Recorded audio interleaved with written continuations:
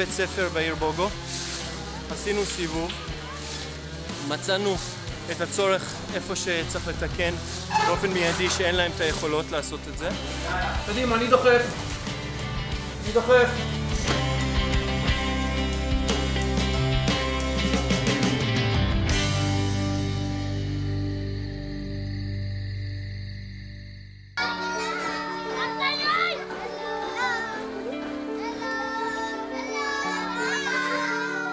חזרנו לבית ספר להמשך עבודות החיזוק והסיוע. Good morning. Good morning to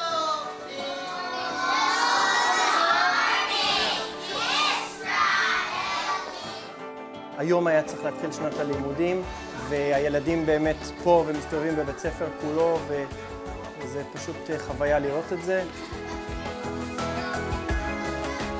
Say shalom. Shalom. What do you remember about our lesson today in English? To sacrifice for other people.